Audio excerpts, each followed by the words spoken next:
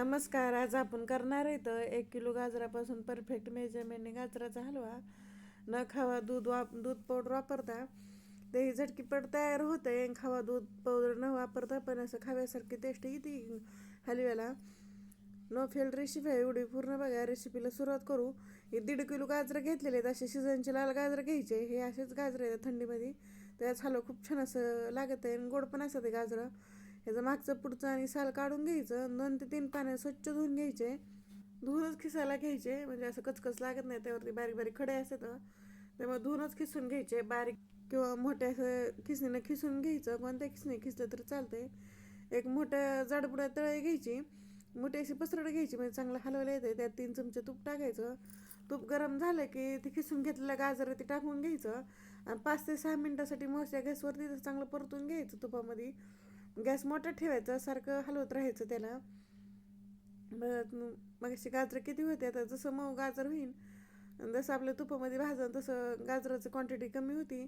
चांगले 4 ते 5 मिनटासाठी चांगलं भाजून झालेलं आहे. त्यावरती झाकण ठेवायचं आणि गॅस एकदम बारीक करायचं. बारीक गॅसवरती 7 ते 8 मिनटासाठी चांगलं गाजर शिजवून घ्यायचं.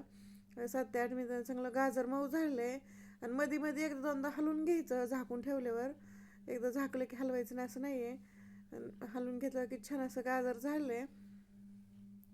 त्यामध्ये आता दूध टाकून घेणार आहे. तर हे अर्धा लिटर दूध घेतलेलं आहे. फुल क्रीम दूध घ्यायचं. फुल गरम करून घेतलेलं दूध आहे आणि गरम करायला ठेवलं की थोडंसं दुधाला आटून द्यायचं. म्हणजे असं घट्ट दूध करून घ्यायचं म्हणजे खूप छान असं क्रीमी टेक्स्चर येते हलव्याला. आणि खवा दूध पावडर न वापरतं खूप छान असं हलव होते.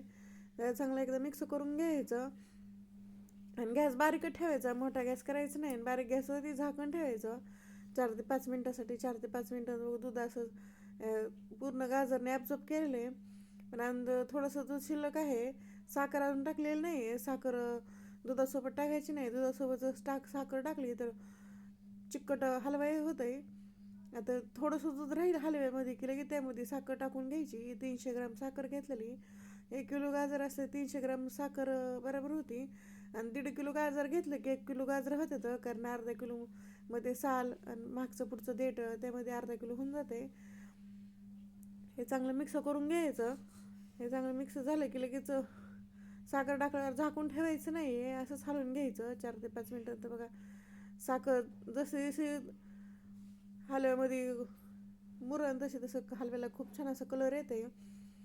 एक तडका पॅन घेतलेला आहे. तडके पॅनमध्ये 2 चमचे तूप गरम करायला ठेवलं आहे. तूप गरम झालं की 10 ते 12 काजू 10 ते 12 बदाम असे बारीक कापून टाकून घेतलेले आहेत. आणि हे चांगले परतून घ्यायचे. काजू आणि बदाम परतून झाले की त्यामध्ये मनुके टाकलेले आहेत. मनुके काजू बदाम सोबत नाही टाकायचे.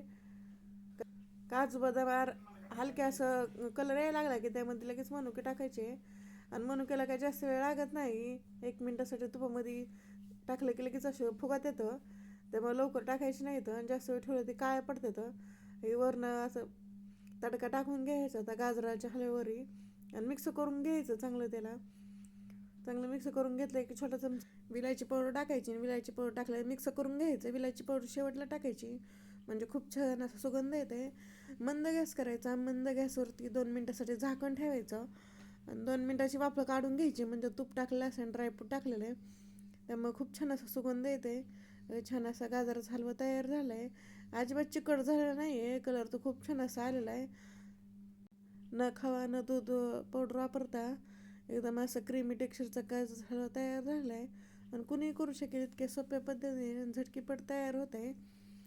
त्यावरनं बदामाची कतरण टाकून घ्यायची. अशी दिसायला खूप छान असं दिसतंय.